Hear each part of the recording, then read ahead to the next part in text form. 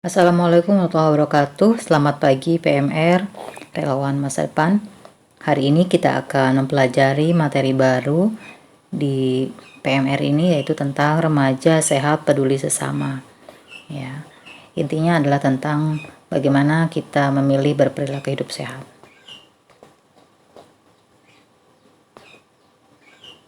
Nah, keputusan untuk berperilaku hidup bersih dan sehat itu ada di tanganmu. Ibu yakin kalian adalah anak sehat secara lahir batin, artinya bisa memahami bahwa memilih untuk hidup bersih dan sehat itu adalah bisa dipilih oleh diri sendiri.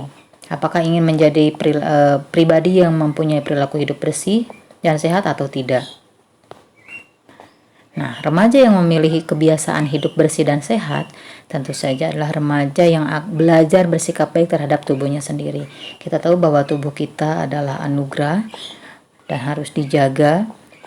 Apabila menyadari itu dengan benar, dengan hati, dengan fikir, maka dia akan memilih untuk menjaga dirinya sendiri dengan melakukan kebiasaan hidup bersih dan sehat. Nah, kita dianugerahi banyak hal oleh Allah Subhanahu wa taala, bahwa ada bagian dari otak, jiwa, hati, dan tubuh. Ada dimensi mental, rohani, emosional, dan fisik yang semuanya butuh asupan. Asupan demi kesehatan bagian-bagian tadi. Misalnya secara mental ada kebiasaan untuk membaca, menulis, kemudian belajar hal-hal baru. Sehingga otak ini yang berisi banyak sekali neuron yang diciptakan oleh Allah, sel saraf ya, kita optimalkan, kita manfaatkan untuk menyerap ilmu baru. Jadi jangan sampai ketakutan bahwa otak kita akan blow up dengan belajar berlebihan tentang suatu hal, karena kita diciptakan oleh Allah dengan luar biasa koneksi yang sangat baik. Semakin sering dipakai maka koneksinya semakin cepat. Kemudian dimensi rohani ini adalah dimensi yang berhubungan dengan ilahiyah. Bisa dengan beribadah, berdoa, itu adalah meningkatkan atau menyehatkan rohani kita. Kemudian dimensi emosional, menjaga hubungan baik dengan orang lain, memberikan pelayanan. Kemarin kita sudah belajar tentang meningkatkan rasa kemanusiaan, kemudian tersenyum, bahkan tertawa. Itu juga merupakan cara-cara untuk menyehatkan dimensi emosional kita. Nah, kalau secara fisik kita sudah tahu semuanya, dengan olahraga, makan makanan yang sehat, cukup tidur, bahkan bersantai, itu bisa menyehatkan diri kita. Tapi tentu saja dengan proporsi yang dibutuhkan.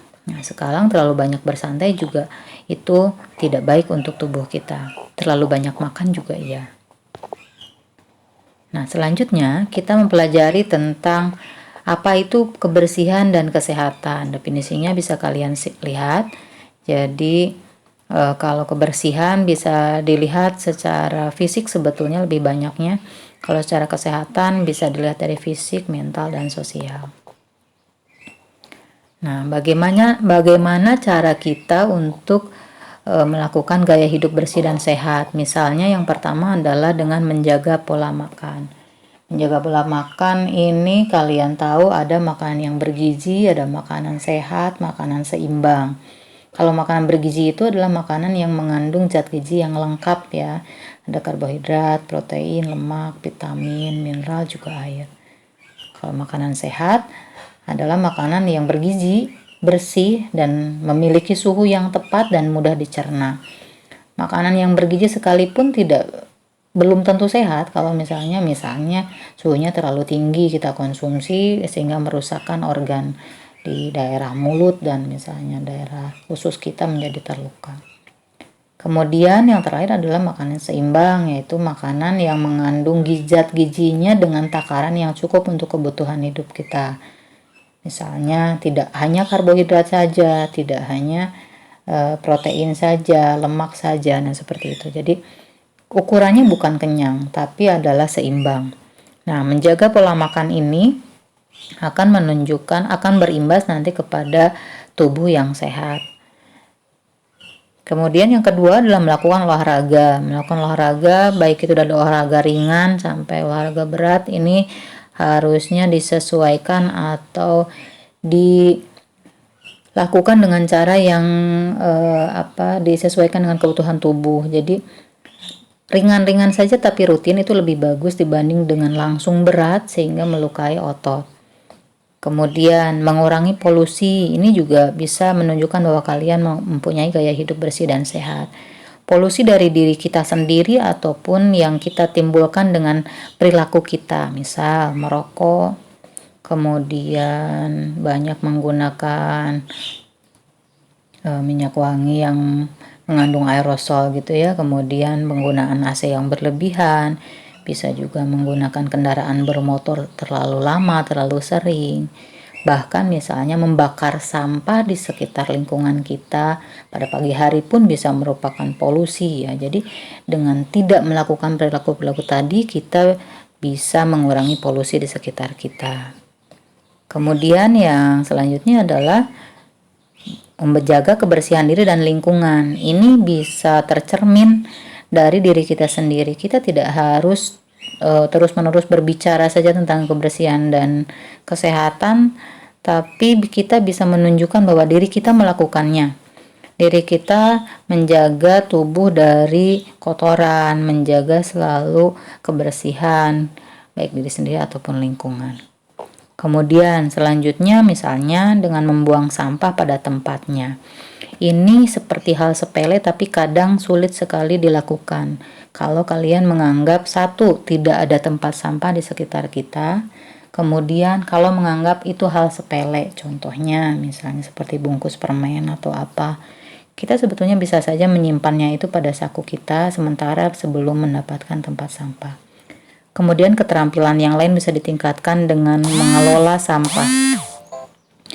Mengelola sampah misalnya membedakan sampah itu dari organik, anorganik, dan selanjutnya belajar untuk mendaur ulang, reuse, recycle.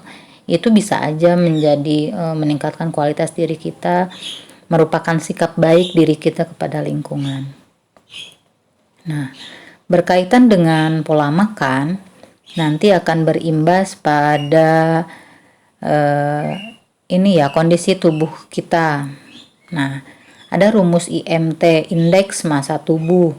Kalian bisa coba untuk diri kalian sendiri.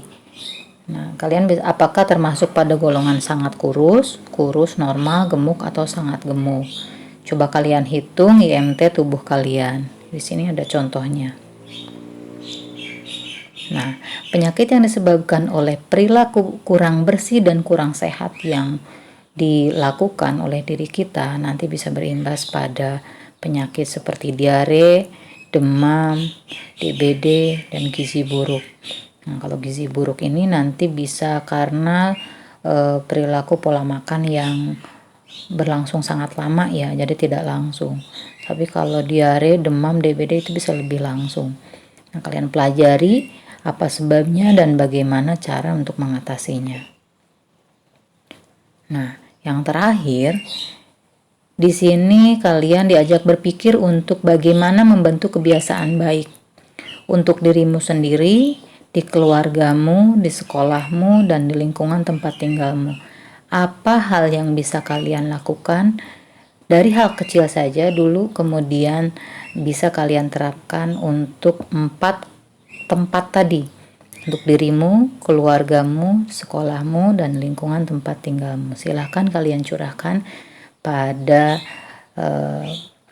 modul ini atau pada sesi tanya jawab nanti di grup WA. Terima kasih atas perhatiannya. Selamat belajar, selamat merenungi diri sendiri, selamat bersyukur atas diri kita dengan cara membiasakan diri berperilaku hidup bersih dan sehat. Terima kasih. Assalamualaikum warahmatullahi wabarakatuh.